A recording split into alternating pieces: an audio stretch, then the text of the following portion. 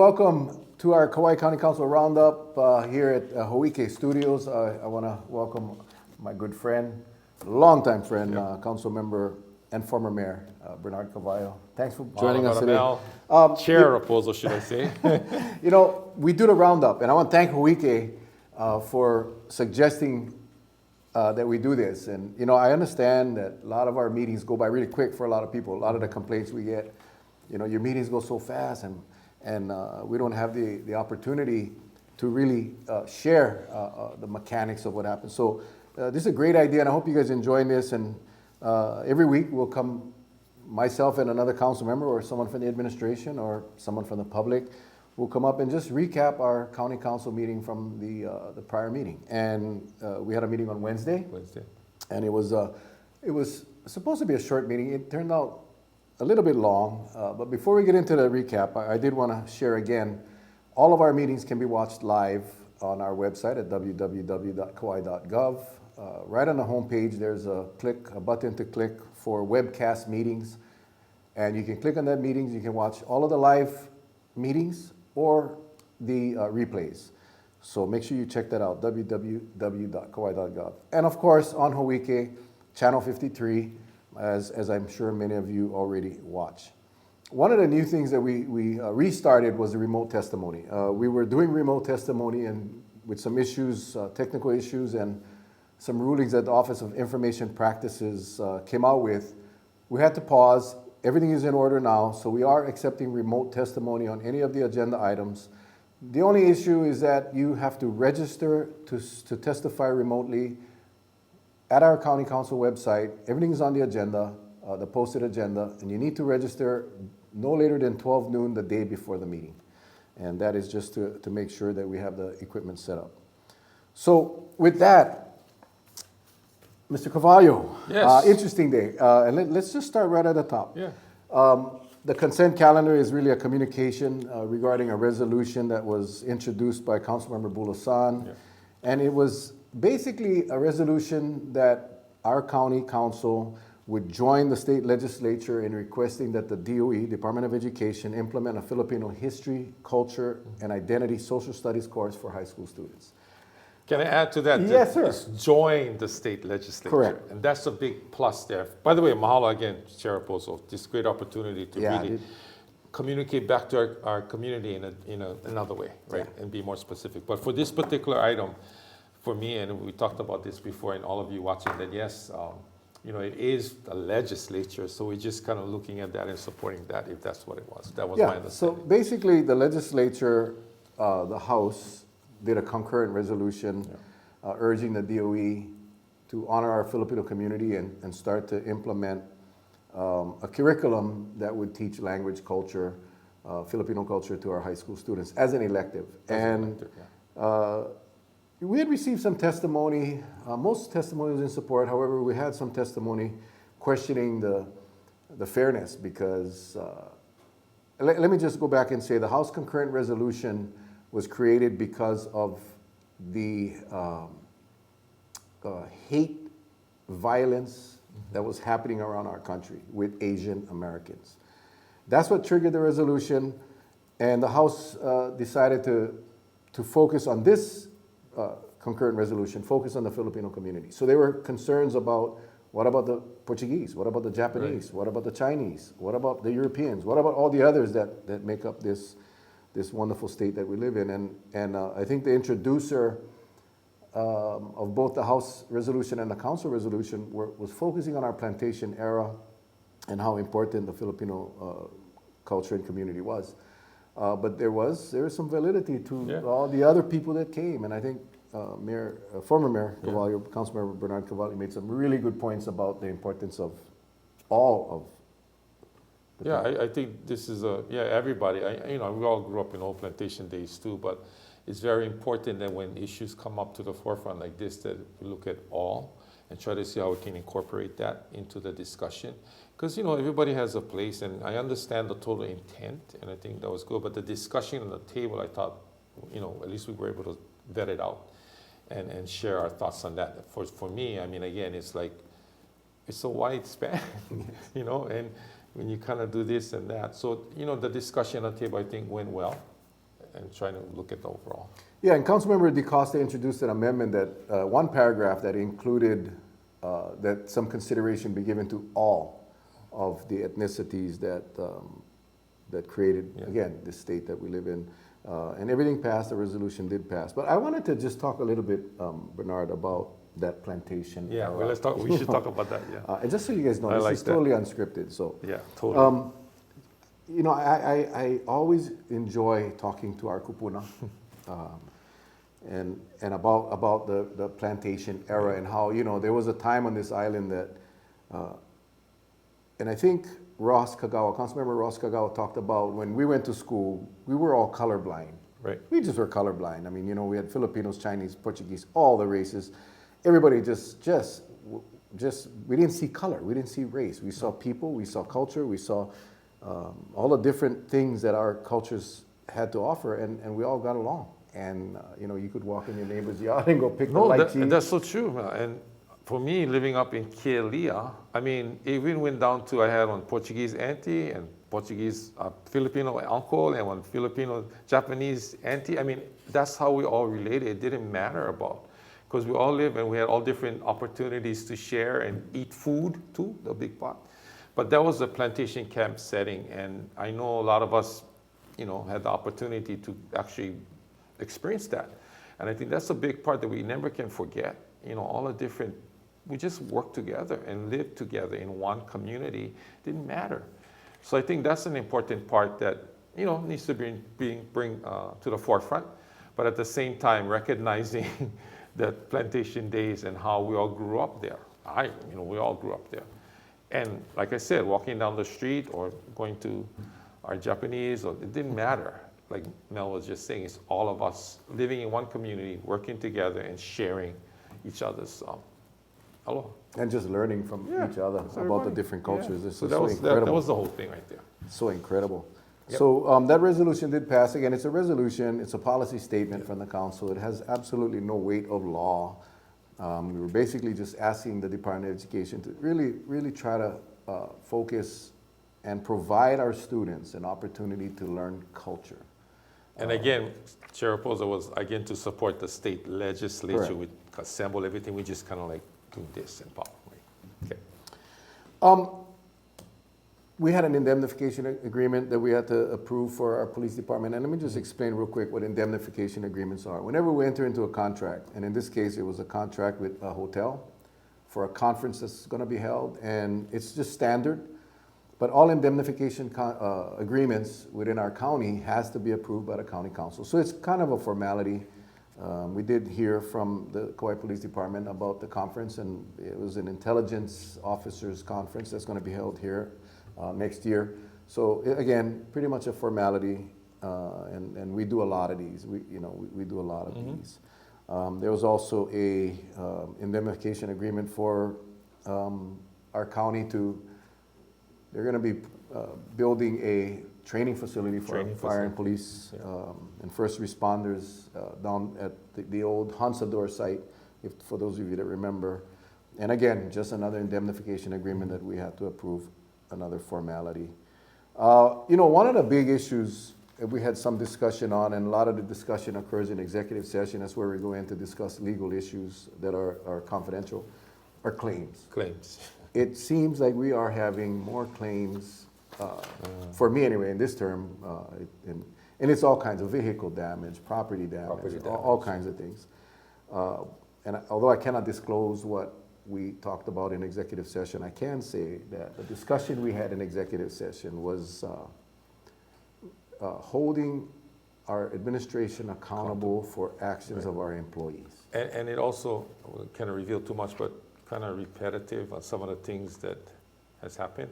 And we just got to stick within that realm of making sure that, the people's voices, are heard, and we can follow through and make sure we can make adjustments administratively, working closely internally, so it doesn't, happen like that in our community.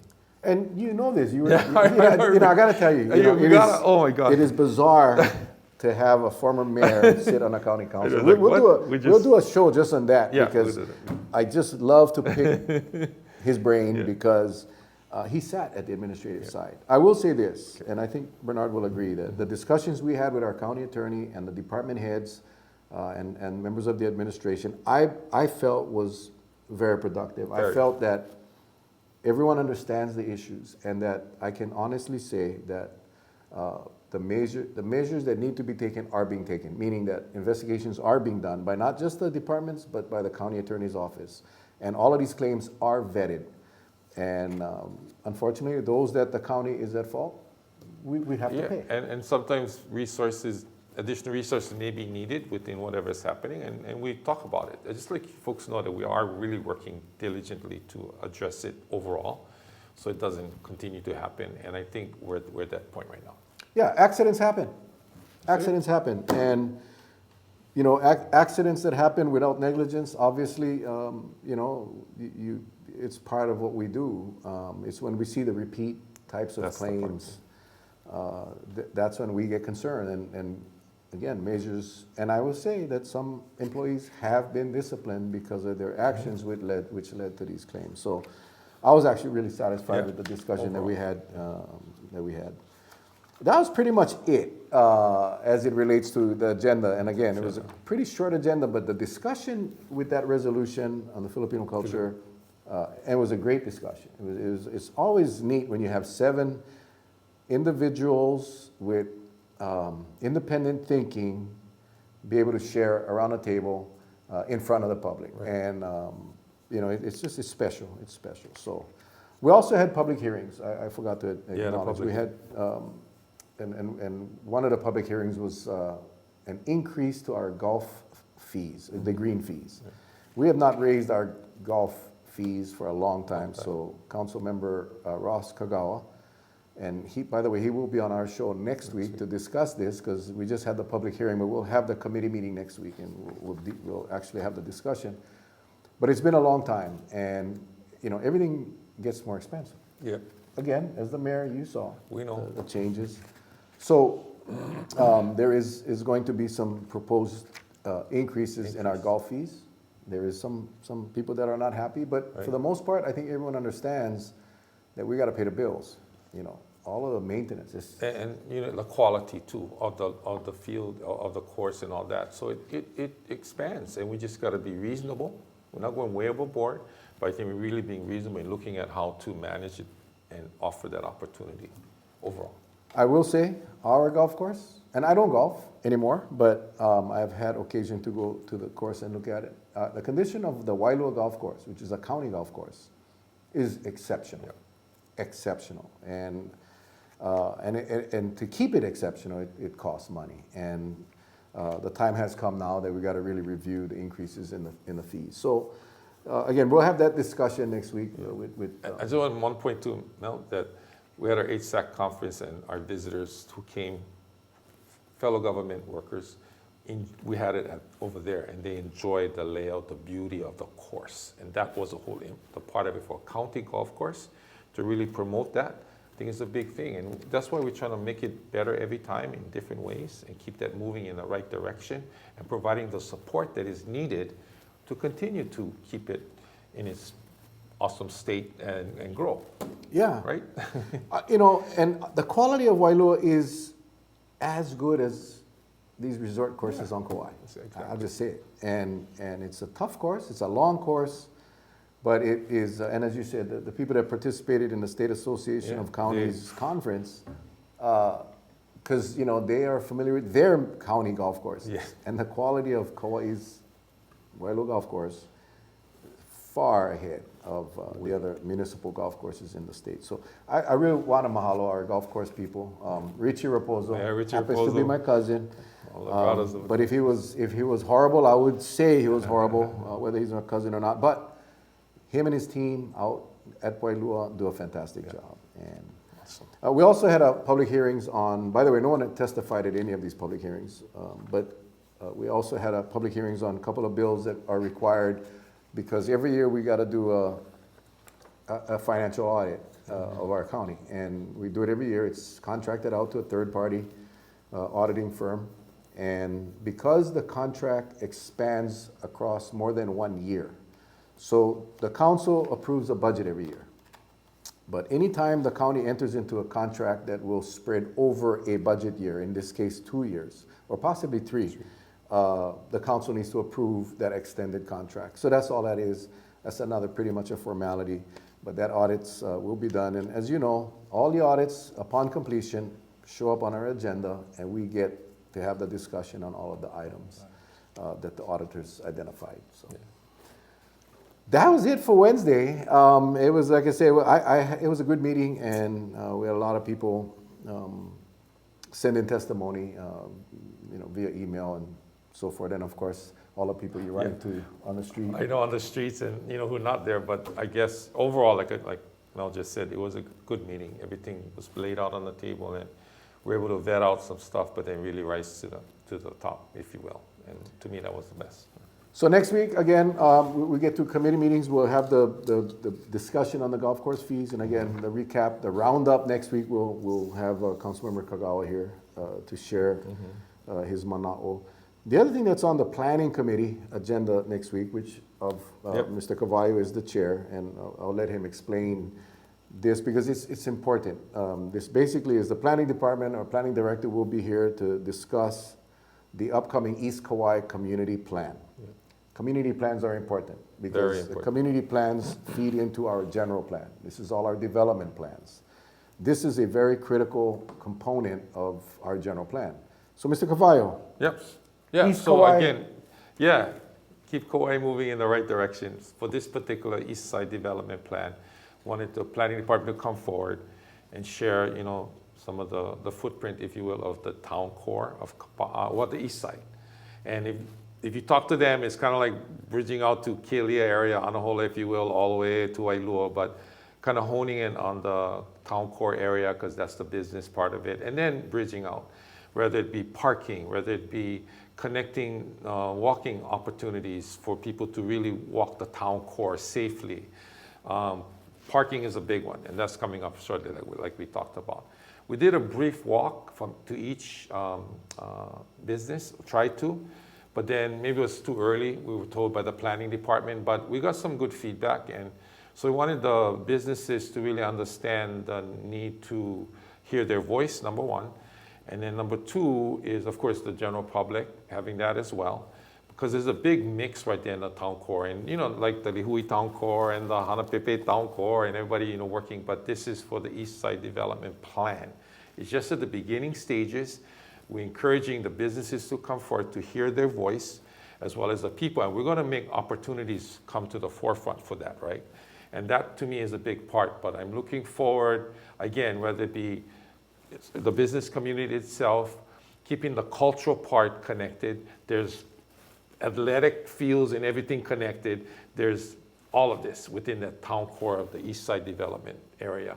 So we're kind of laying it out right, getting an understanding, meeting with some of the businesses. We're going to do a walkthrough and all that again shortly, Chair Rapozo. But just be ready, folks. We want to hear you. It's going to happen.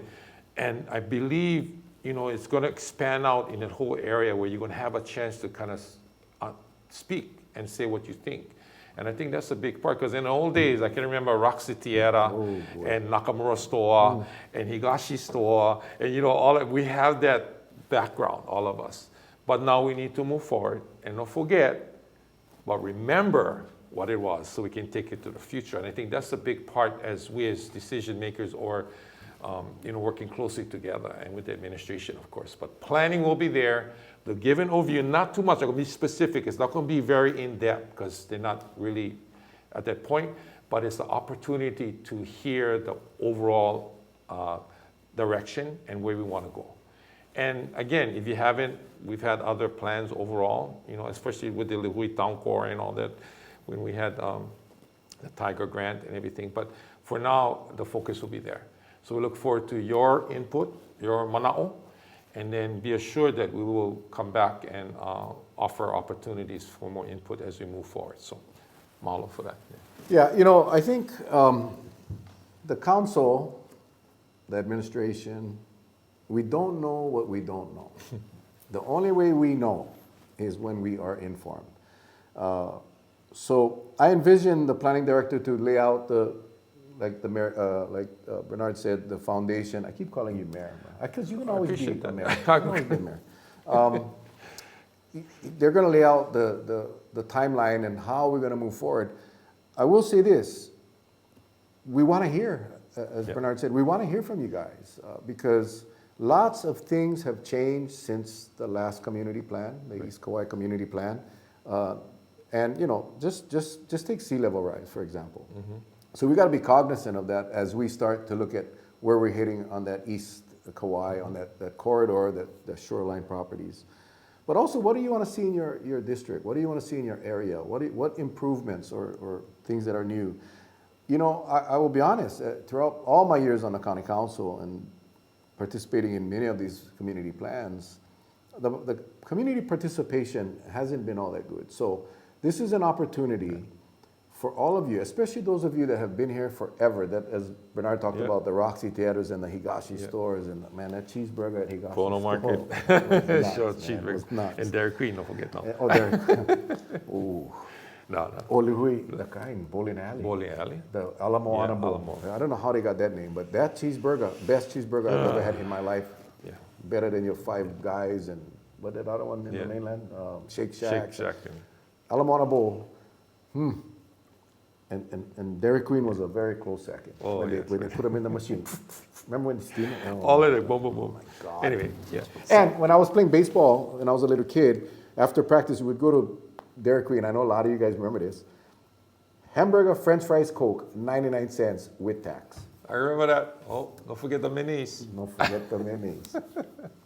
But guys, this is a plea to please, participate. And you don't have to participate, physically at these meetings, but talk to us, let us know. And again, at our website, kauai.gov, all of our contact information is on there, and feel free to reach out to us. Or if you see us on the store, like you guys are always... Definitely, and you mentioned the sea level rise part, the ocean, we're all surrounded by the ocean, right, on one side, but from, I guess, in Mauka to Makai or Makai to Mauka, but it involves all of that and how we can really assemble a good plan. They're going to address not only the present, but the future. I think we got to look forward, And so I think you're going to have the opportunity, all of us, to talk about it and see how we can provide support in every way for the town core.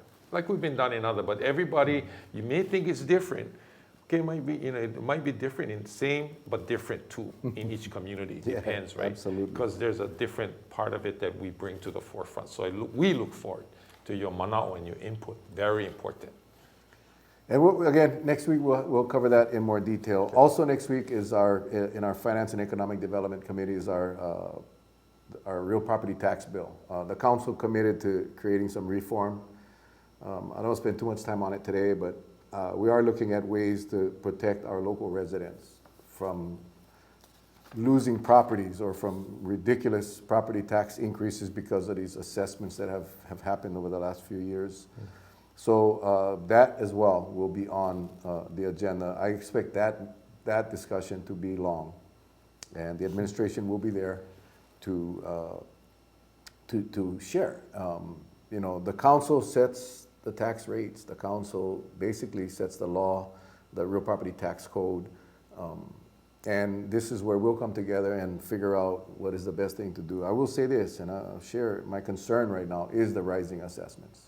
Assessments on this island, I have heard from enough people that it is forcing them to make decisions to possibly have to sell their properties and losing inventory, again, for our local people. So make sure you tune into that one. That one is going to be very, very interesting. Very property interesting. tax rates, oh my gosh. And then finally tomorrow is the Kauai Planning and Action Alliance. They're going to come and brief us on the Kauai Resilience Project. KPAA and as well as this Kauai Resilience Project is an amazing project, and it just offers a lot of help. And we'll recap that again next week. And a lot of support here in that, and a lot of people pulling together on that resiliency program. So awesome.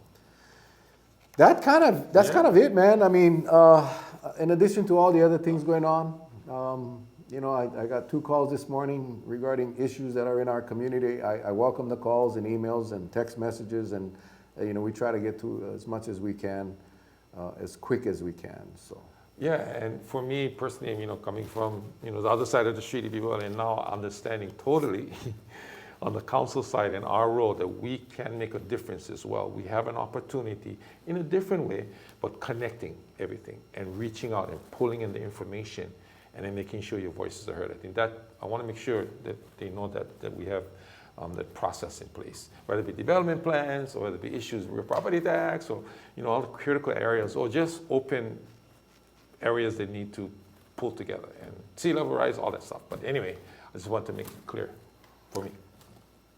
So there you have it. Again, I just want to say you guys can always watch our meetings live on Wednesdays. We start at 8:30 every morning, every Wednesday morning. You can watch that at www.kauai.gov and just click the webcast meeting button and you'll see all the available meetings. And if there's a meeting going on live, like if you punch in at Wednesday at 8:30 or after, you'll see a little live signal that you just click watch and you can watch it live. And again, our good friends at Ho'ike. I got, you know, Ho'ike. Gotta do an oil or something for them. They, our old good friend Jay Robertson retired, Jay. and Allegra, I'm gonna forget her last name, but Allegra is the new CEO here, and she is committed to expanding Ho'ike to include more local programming. That's how this show started, and I anticipate a lot more, making this a true community television program, television station, and the staff they got here, incredible. Stop by, guys, stop by. But we want to thank Ho'ike tremendously. Tremendously. So, Rapozo again, we get a high five for Ho'ike. High five.